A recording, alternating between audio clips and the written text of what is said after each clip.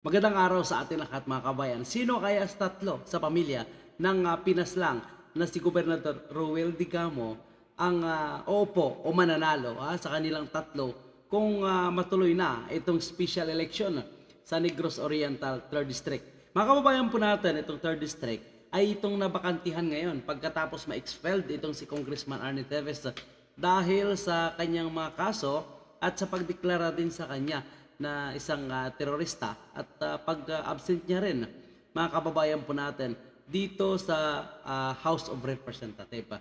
So ngayon, ang gustong tumakbo, ang sinasabi ng iba ay nag-aagawan sa pwesto, ay itong si Mayor Fritz Diaz, Mayor Janice Digamo at ang pinsang buo, mga kababayan po natin, na dating Navy, retired General Navy, na si Re Lopez, mga kababayan po natin. So ngayon, itong si retired General Re Lopez ay mukhang hindi talaga magpapapigil. So walang umano makakapigil sa kanya. So ngayon ang tanong, magpapaubaya ba itong dalawa, si Mayor Fritz Diaz at si Mayor Janice Digamo? At sino ang kanilang mga kalaban sa gaganaping special election? Tandaan natin ang Negros Oriental, pagkatapos nangyari itong kay Roel Digamo, ay hawak ito ngayon ng Comelec. Kumbaga, under sila sa Comelec ngayon, Comelec control, itong Negros Oriental, mga kababayan po natin. Misis na si Pamplona Mayor Janice Digamo, pinsang buong si retired Colonel Ray Ragay Lopez, at pamangking si Seattle Mayor Fritz Diaz. Mga kaanak sila ng pinaslang na dating governor ng Negros Oriental na si Roel Digamo. Sila matutunog na pangalang magtatapat-tapat sa pagka-congressman ng 3rd District ng probinsya sa special elections na gaganapin sa December 9. So titingnan nyo mga kababayan po natin. Kaya pala sinisikap nila na ma-expelled. Sinusulong nila na dapat ma-expelled itong si Congressman Arnie Teves. So ngayon nababasa natin na sila pala ay may planong i-take over itong 3rd District ng Negros Oriental, mga kababayan po natin. At yan kung mananalo sila kay Fred Henry Teves.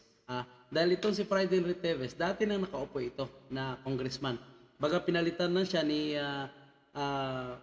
Arnie Teves nung tapos na ang kanyang termino, kaya tumakbo siya na gobernador. So ngayon mga kababayan po natin, ang filing of candidacy is November 8. So dito natin malalaman kung sino sa tatlong ito na magkapamilya ang kanilang papatakbuhin. Kasi kung tatakbo yung dalawa sa kanila, matatalo sila ng Teves, mga kababayan po natin. Kasi itong si General Lopez ay hindi talaga siya aatras, mga kababayan po natin. Kahit ang sabi niya, sinubukan na umano siyang kausapin ni House Speaker Martin Romualdez. Kasi ang gusto ni House Speaker Martin Romualdez ay yung kontrolado niya. So itong either si Mayor Janice Digamo or itong si Mayor Fritz Diaz na close sa kanya. Itong si General Lopez, hindi ito close sa kanya, mga kababayan po natin. So para kontrolado niya pa rin ang 3rd District, kailangan ay kaalyado niya o yung close sa kanya, mga kababayan po natin. Wala pang pinal na magiging kandidato, kaya nakikiusap na si Colonel Lopez kina Mayor Digamo at Mayor Fritz na magparaya na. Dahil ako ang lumaban para sa aming grupo, so sa akin, ang aking stand is I should be the one to still run this time. Matatandaan na ba? So tama mga kababayan po natin, kasi itong si General Lopez, natalo ito ni Teves. So dati itong nakalaban ni Teves nung karang election lang. Kailan mo yung election, nakalimutan ko tuloy. May 2022. So natalo siya ni Congressman Arnie Teves. Kaya ngayon gusto siya pa rin yung magiging represent, or siya pa rin yung baga kandidato ng kanilang grupo. Yan ko papayag si Fritz Diaz at itong si Janice Digamo.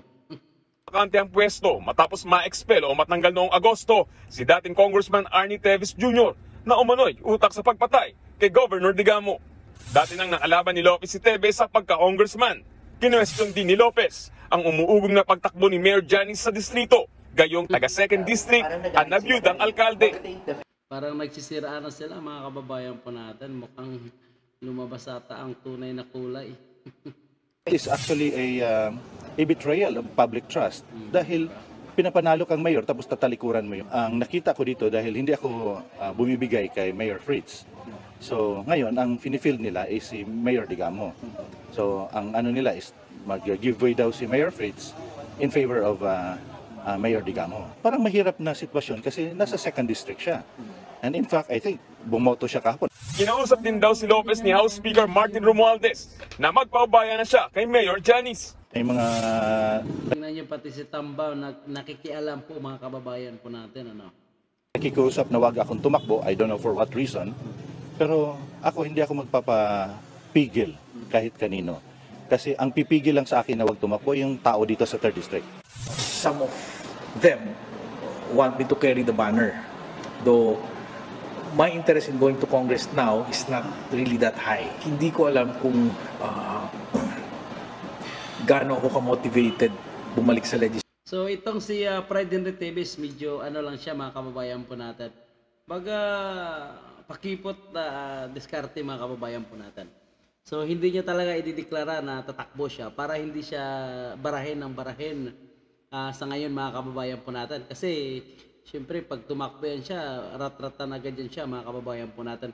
So ngayon ang kanyang sinasabi ay mukhang hindi na siya interesado sa pagka-congressman. So yan ang kanyang pinapalabas ngayon. Pero siyempre hindi papayag yan na walang magdadala sa kanilang pangalan. Lalong-lalo na kapag kontrolado yan ng kaalyado ni Mayor Janice Digamo or kahit sino man sa kanila yung tatakbo at mananalo, marami pang mahalongkat dyan sa 3rd District mga kababayan po natin. So ngayon, ang tanong natin, sino sa kanilang tatlo ang magpapaubaya at sino ang isa lamang na tatakbo bilang congressman dyan sa 3rd District ng Negros Oriental. So ngayon, ang sabi ng ating mga kababayan ay parang lumalabas na umano ang tunay na intensyon nitong mga pamilya ni dating Gobernador Roel Digamo. So ito yung pinaslang nga umano ni Congressman Arnie Tevez. So ngayon mga kababayan po natin, palagay nyo, okay? Sino kaya ang posibleng makakalaban ni Fred Henry Tevez? At sino naman kaya, kung hindi si Fred Henry Tevez ang tatakbo, sino naman ang kanilang i-represent bilang pantapat sa grupo naman ni Mayor Janice Digamo? I think kung si Mayor Janice Digamo mas malakas. Kasi mas nakilala siya nung namatay ang kanyang asawa kaysa kay General Lopez. Kung si Fritz Diaz, pwede rin naman. Pero I think ang malakas sa kanila itong si Mayor Janice Digamo. Pero kung tatakbo ka, mga kababayan po natin, which is mayor ka naman, parang lalabas kasi na parang swapang ka sa posisyon. Dahil unang-una nakaupo ka naman bilang mayor. Si Mayor Fritz Diaz at si Mayor Janice Digamo. Bakit nanaisin mo pa na tumakbo sa pagka-congressman? So, yan kasi ang nakita natin dyan, mga kababayan po natin, na parang nagiging kahaman tuloy sa pwesto. So, dapat ibigay na lang dyan kung sinong hindi nakaupo. Kaya yan, si General Lopez pala, hindi siya nanalo nung kalaban siya ni Congressman Arnie Tevez. So, ibigay sa kanya. Pero, palagay ko, kaya sa kinausap ni House Speaker Romualdez, dahil siguro nakita ni Romualdez na ano siya, mahina. Kung makakalaban niya itong si Fred Henry Tevez, posibleng matatalo siya. Kaya ang gusto nilang papatakbuhin itong si Mayor Janice Digamo. So abangan natin yan mga kababayan po natin. November 8 yung filing of candidacy at ang special election for 3rd District ng Negros Oriental will be December 9. So abangan po natin. Kaya para sa inyong komento at opinion, huwag kalimutan mag-iwan dyan sa ating comment section. Maraming salamat. Kababayan.